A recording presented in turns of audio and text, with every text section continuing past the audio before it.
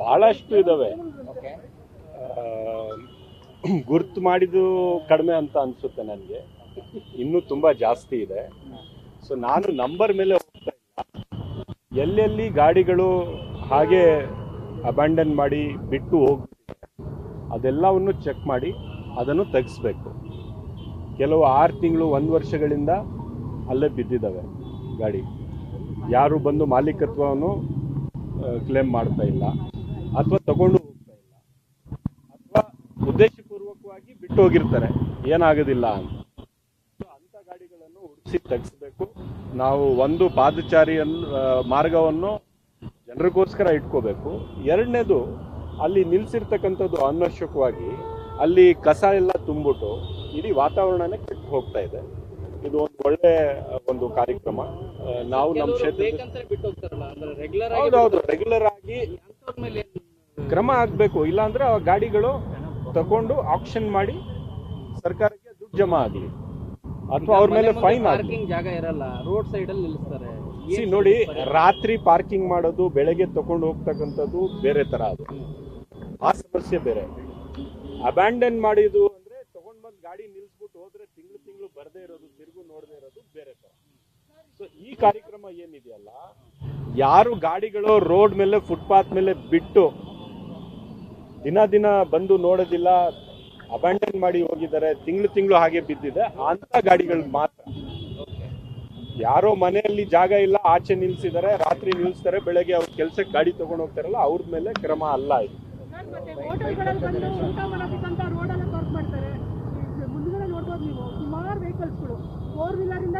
ಅದೆಲ್ಲ ಟ್ರಾಫಿಕ್ ಸಮಸ್ಯೆ. ಅದು ಟ್ರಾಫಿಕ್ ಪೊಲೀಸರವರು ಅದನ್ನು ಬಹಳ ಸ್ಟ್ರಿಕ್ಟ್ ಆಗಿ ಎಲ್ಲಿ ಪಾರ್ಕಿಂಗ್ ಮಾಡಬೇಕು ಮಾಡಬಾರ್ದು ಅದನ್ನು ಅವರು ನೋಡ್ಬೇಕಂತ ಸಮಸ್ಯೆ. ಹೌದು ಅದನ್ನು ಕೂಡ ಸ್ಟ್ರಿಕ್ಟ್ ಆಗಿ ನೋಡ್ಬೇಕು. ಯಾಕಂದ್ರೆ ಎಲ್ಲ ಟ್ರಾಫಿಕ್ ಜಂಕ್ಷನ್ಸ್ ಅಲ್ಲಿ ಹೋಟೆಲ್ಸ್ ಇರ್ತವೆ, ಬೇರೆ ಅಂಗಡಿಗಳಿರ್ತವೆ, ಅಲ್ಲಲ್ಲಿ ಗಾಡಿಗಳು ನಿಲ್ಲಿಸಿ ಟ್ರಾಫಿಕ್ ಇದಕ್ಕೆ ಫ್ಲೋಗೆ ಇದಾಗಬಾರ್ದು ಅಂತ ಆ ಜವಾಬ್ದಾರಿ ಅವ್ರದ್ದು. ಅದನ್ನು ಕೂಡ ಮಾತಾಡಬೇಕಾಗುತ್ತೆ. ಶಿವಾಜಿನಗರಲ್ಲಿ ಆಗಿದೆ, ಬಹಳಷ್ಟು ಕಡೆ, ಅಕ್ಕಪಕ್ಕ ಎಲ್ಲ ಕಡೆ ಮಾಡಿದ್ದಾರೆ. ನಾನು ಇನ್ನೂ ಮಾಡಿ ಅಂತ ಹೇಳಿದ್ದೆ, ಮಾಡಲಿ. ಸರ್, GP ಎಲೆಕ್ಷನ್ ಮುಂದೂಡಿಕೆಗೆ ಇಲ್ಲ, ಸ್ಟೇ ಅಂತಿಲ್ಲ.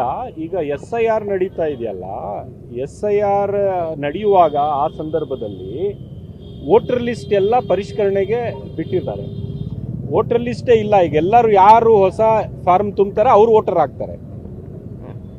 ವೋಟರ್ ಲಿಸ್ಟ್ ಇಲ್ಲದೆ ಇದ್ದಾಗ ಎಲೆಕ್ಷನ್ ಹೇಗೆ ಮಾಡ್ತಾರೆ ನನಗೆ ಟೆಕ್ನಿಕಲಿ ಗೊತ್ತಿಲ್ಲ.